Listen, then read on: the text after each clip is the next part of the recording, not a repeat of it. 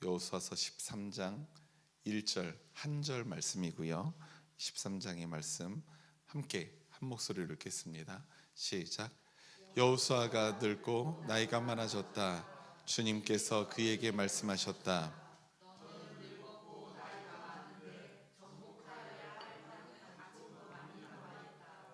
아멘. 아멘. 네, 그렇습니다. 아직 나이가 많고 늙었는데 정복해야 될 땅은 많이 있다. 어떤 분들에게는 참 절망스러운 말씀일 수도 있고요. 어떤 분들에게는 또 소망의 말씀일 수도 있는 말씀입니다. 오늘 우리가 함께 말씀을 나눠야 되는데 제가 봄맞이 기념으로 목소리가 잘 나오지 않고 두통까지 있어가지고 며칠 동안 제가 좀 힘들었었습니다. 네, 오늘 사랑하는 초록교회 신앙가족 여러분들을 만나니까 두통은 싹 사라졌는데 아직 목은 제대로 회복되지를 않았어요. 그래도 어제보다는 훨씬 나은 소리로 말씀을 전할 수 있어서 다행이라는 생각이 듭니다. 어제만 해도 수요일날 내가 설교를 할 수 있나 없나 이렇게 고민을 했는데, 근데 너무 큰 걱정은 안 하셔도 되는 게 열도 없고요, 아프지도 않고요, 모든 건 다 괜찮은데 목소리만 안 나는, 이거에 대한 어떤 원인을 아시는 분이 계시다면 저에게 좀 알려주시면 감사드리겠습니다. 그래도 주님 주신 힘으로 오늘도 함께 하나님의 말씀을 우리의 마음속에 깊이 넣는 은혜가 오늘 이 자리에 함께 있기를 간절히 소망합니다. 지난주에 우리가 보았던 여호수아서 8장부터 10장까지의 말씀에서는 이스라엘이 아이성에서의 첫 번째 전투에서 패배했던 원인, 어떤 원인이었죠? 아간이라는 한 사람이 여리고에서 하나님의 명령을 지키지 않고 자신의 것들, 전리품들을 탈취한 거죠. 사취한 거예요. 개인적으로 유용한 겁니다. 그러한 불순종으로 인해서 아이성에서의 패배가 있었죠. 그리고선 이제 그 아간에서 비롯된 그 불순종의 죄를 근절하는 장면도 나왔습니다. 그리고 그 이후에 두 번째 전투에서는 손쉽게 아이성의 함락을 하는 그 장면을 우리가 보았었습니다. 하나님께 순종함으로 승리를 거둔다라는 이 가나안 전쟁의 원리를 다시금 확인할 수가 있는 부분이에요. 이 여호수아서 전체에서 가장 중요한 부분이 바로 그겁니다. 가나안 전쟁의 원리는 너희들의 창과 칼과 군사력으로 싸우는 게 아니다. 그걸로 승리하는 것이 아니라 하나님의 말씀에 순종함으로 그 땅을 누린다라는 거예요. 그러니까 그 땅을 여러분들 부동산으로 여기시면 안 됩니다. 여호수아에서 가나안 땅을 부동산으로 여기는 게 아니라 하나님의 약속으로 여기시면 조금 더 이 말씀을 받아들이시는 게 훨씬 더 수월하실 것 같아요. 하나님의 약속을 누리는 자, 그 사람은 힘이 있는 사람이 아니라 하나님에게 순종하는 사람이라는 사실이죠. 이게 가나안 땅의 가나안 전쟁의 가장 중요한 원리라는 사실입니다. 아이성 함락 후에 가나안 남부 지역으로 이스라엘이 이제 진군을 합니다.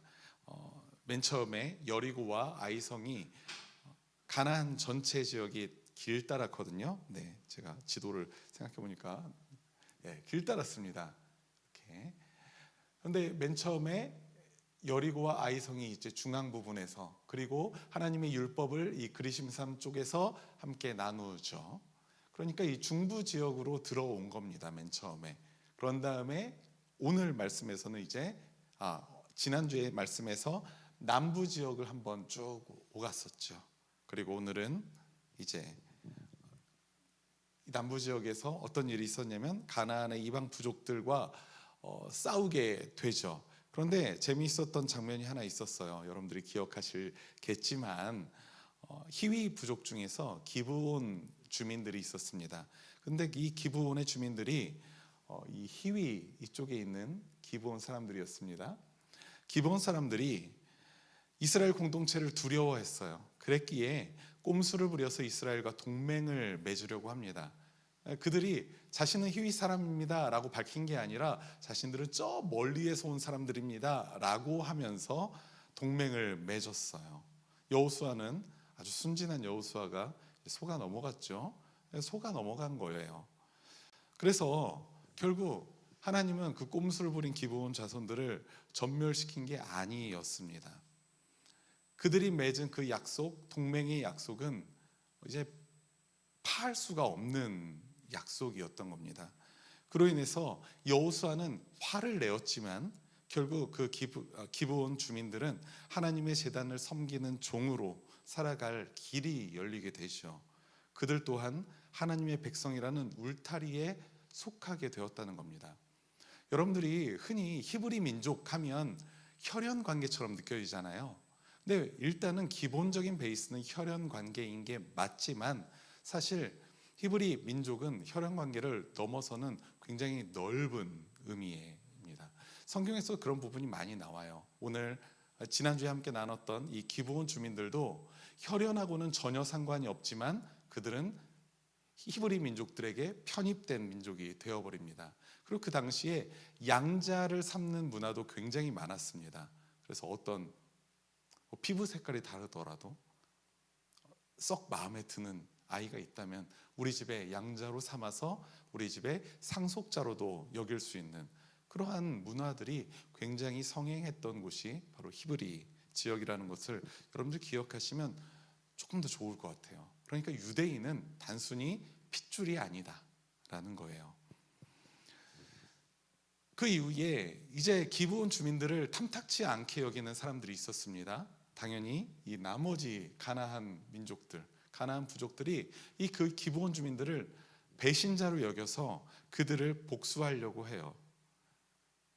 그런데 그때 여호수아와 이스라엘이 이제 기브온 주민들을 돕고 살려주죠. 그리고 다른 가나안 지방, 이 남부 지방의 부족들을 진멸하게 됩니다. 그렇게 자연스럽게 기브온 주민들로 인해서 가나안 남부 지역에 있는 이 이방 부족들이 모두 정복되는 그런 장면을 우리가 지난주까지 함께 나누었었습니다. 물론 지난주에 말씀 들었지만 기억 못하시는 은혜가 여러분들에게 있을 수도 있어요. 그래야지 이제 또 다음에 들을 때 또 새롭게 들을 수 있으니까 주님께서 주시는 만각의 은혜인 줄 믿습니다. 그런데 오늘 말씀을 한번 좀 잘 들어보시면 더 좋을 것 같아요. 오늘 우리가 볼 지역은 그럼 어디입니까? 중부 지역은 했죠. 들어가서 정복했습니다. 남부 지역은 이번에 지난주에 정복했습니다. 이제는 우리가 이 북부 쪽으로 올라가야 되겠죠. 여호수아서 11장부터 오늘 우리가 함께 볼 말씀인데요. 11장부터는 가나안 북부 지역 정복 전쟁이 시작되게 됩니다. 그곳에 있는 이제 세력들도 연합 저항 세력들을 만들기 시작했어요. 이스라엘이 남부 지역까지 정복했다더라.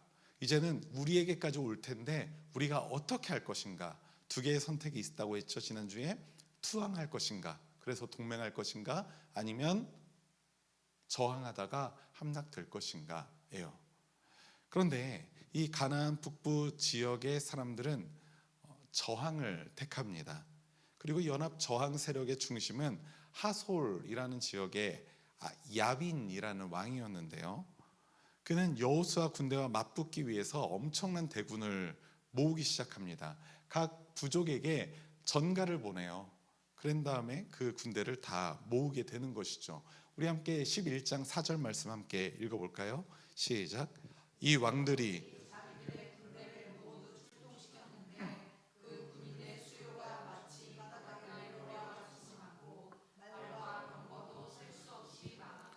아멘. 가나안 이방 부족들만 모았습니다. 연합 저항 세력을 만들었는데 그들의 세력이 바닷가의 모래처럼 엄청난 군사력이 되었다는 것입니다. 그렇게 모았으니까 여호수아의 입장에서 보면 그의 입장에서도 그의 마음에 위축감이 들 게 뻔하고요. 두려움이 있지 않았겠습니까? 여러분들이 늘 여호수아서를 볼 때 여호수아서에서 어떤 말씀을 주로 듣냐면 여호수아의 리더십에 대한 이야기를 많이 듣죠. 그래서 리더십 교재로서 여호수아서를 많이 보게 되는데 저는 사실 그러한 성경 해석의 관점을 저는 썩 마음에 들어 하지 않습니다. 왜냐하면 여호수아서를 보면 여호수아의 굉장히 나약한 모습들이 많이 나오거든요. 그래서 그때마다 여호수아가 굉장히 두려워할 때마다 하나님이 하시는 말씀이 있습니다. 우리 11장 6절 말씀인데요. 함께 읽겠습니다. 시작. 그때에 주님께서 여호수아에게 말씀하셨다. 두려워하지 말아라.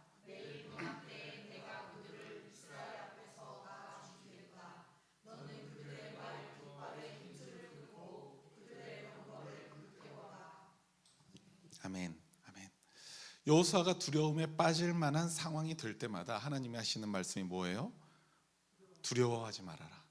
그리고 여호수아서 1장에서는 이제 모세가 없어진 상황에서 이스라엘 공동체를 이끄는 자신의 모습을 볼 때 너무나도 두려웠습니다. 그때 하나님이 하시는 말씀, 두려워하지 말아라, 굳세 강하고 담대하라 라는 게 여러분들이 더 익숙하시겠죠. 세번역 성경에서는 굳세고 용기를 내어 용감하여라, 굳세고 용감하여라 라고 말하고 있어요.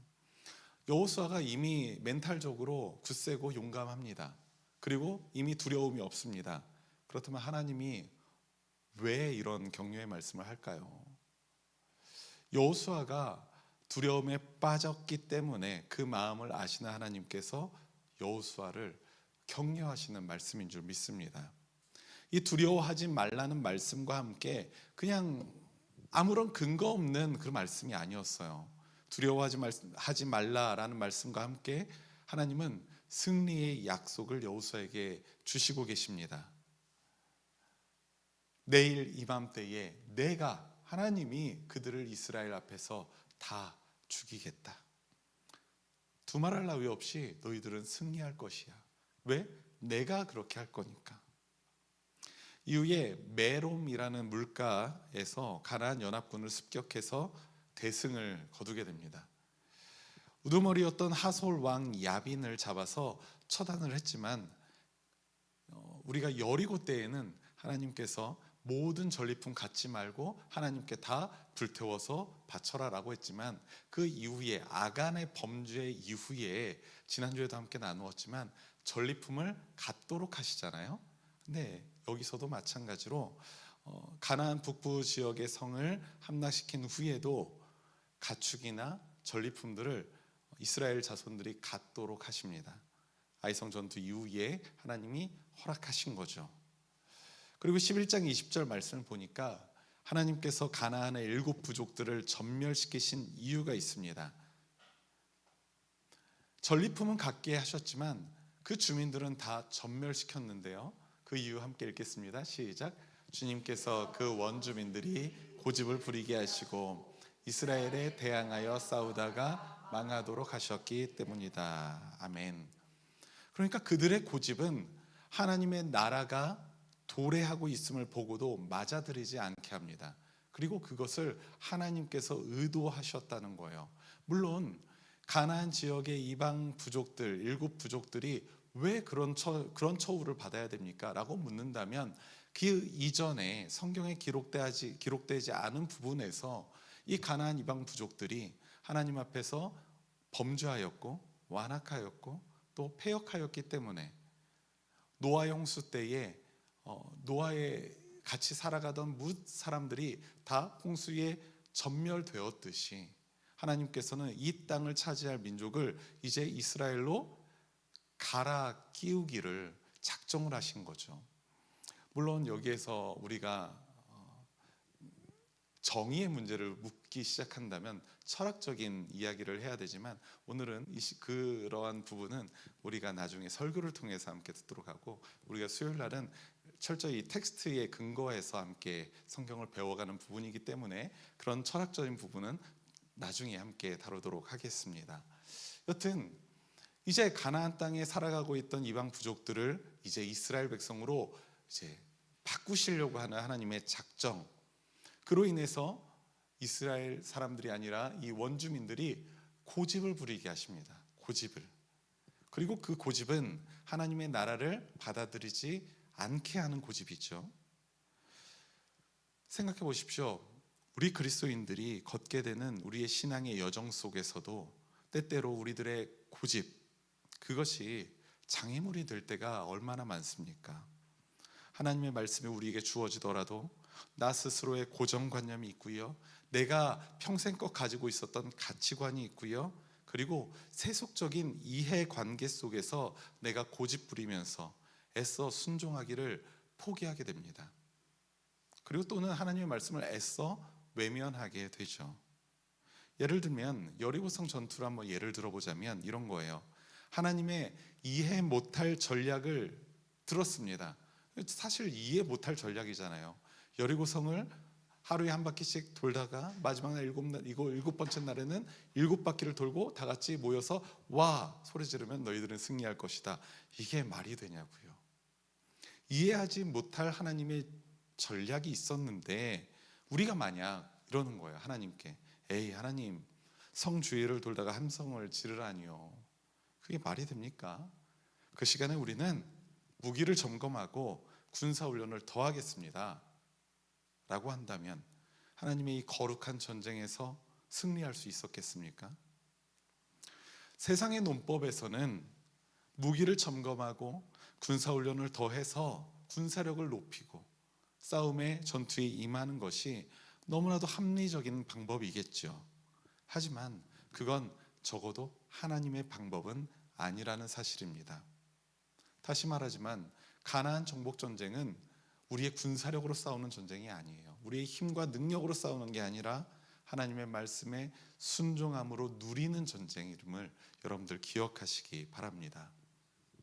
그렇기 때문에 우리에게는 하나님의 말씀을 끊임없이 묵상하면서 동시에 나의 고집을 내려놓고 겸손하게 그 말씀을 받아들이는 태도가 필요하다는 사실 여러분들 기억하시기 바랍니다.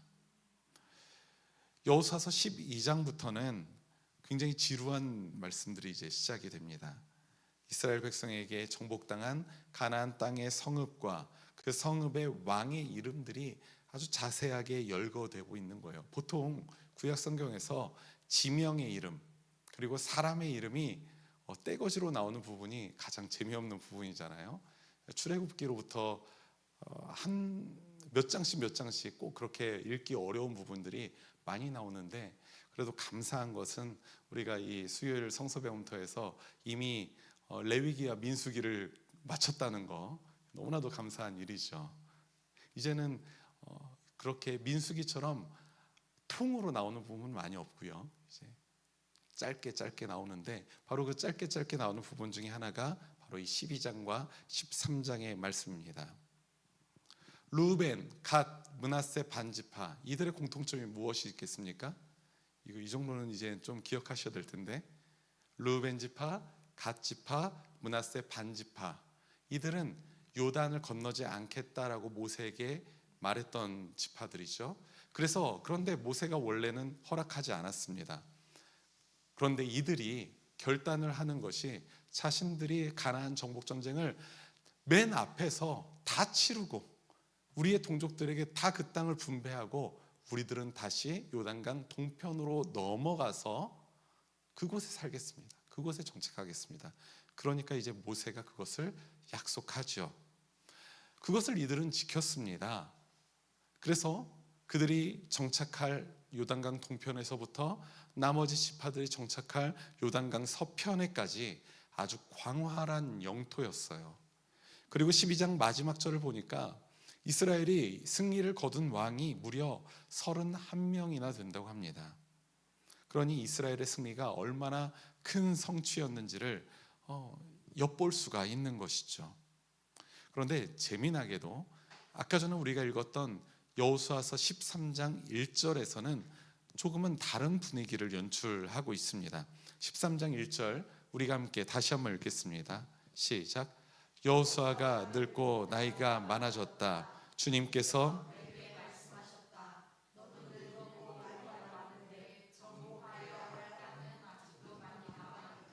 아멘.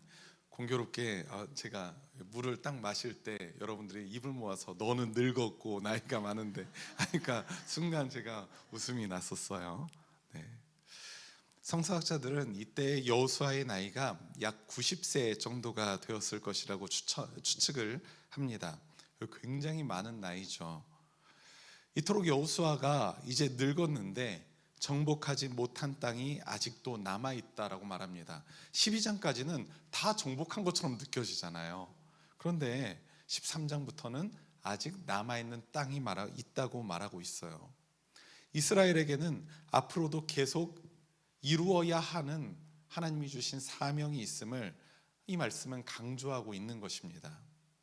이제 남아있는 땅은 어디냐면 블레셋 지역, 여러분 다윗의 시절에서 많이 보게 되는 이 블레셋 지역과 그술이라는 지역, 그리고 가나안에 산발적으로 분포되어 있는 일부 지역이 남아 있었습니다. 이스라엘의 과제는 아직 마무리되지 않은 거예요.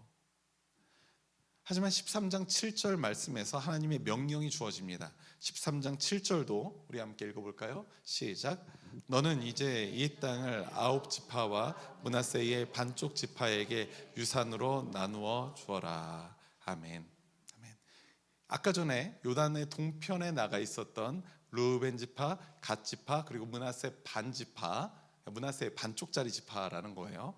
그들은 요단의 동편이기 때문에 그들은 그쪽에 정착할 것이고, 이 9지파와 므낫세의 반쪽 지파, 이들은 이제 요단의 서편 가나안 지역에서 땅에 정착해야 될 사람들입니다. 그런데 하나님은 이제 이 나머지 지파들에게 요단 서편의 가나안 땅을 분배하라라고 말씀하시는 것이죠.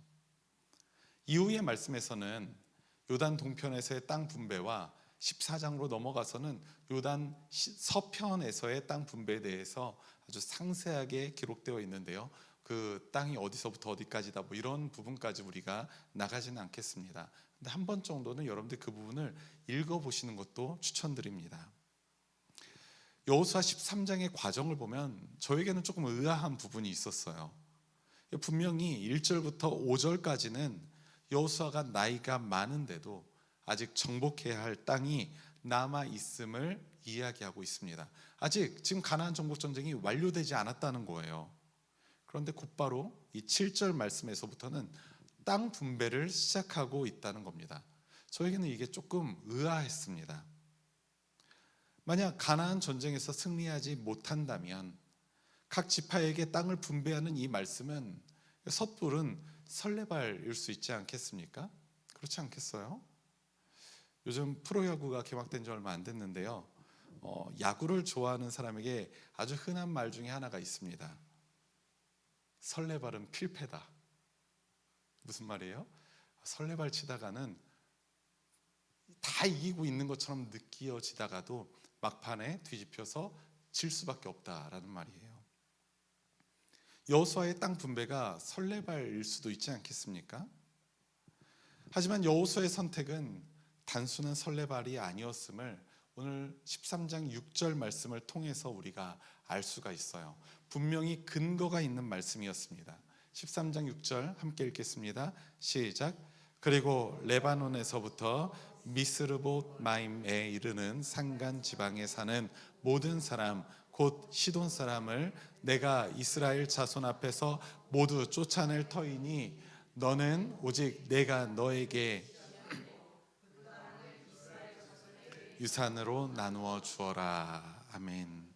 내가 이스라엘 자손 앞에서 모두 쫓아낼 터이니 너는 오직 내가 너에게 지시한 대로 그 땅을 나누어 주어라. 여기서 내가는 누굽니까? 내가. 네, 여호와 하나님. 정확해요. 여호와 하나님.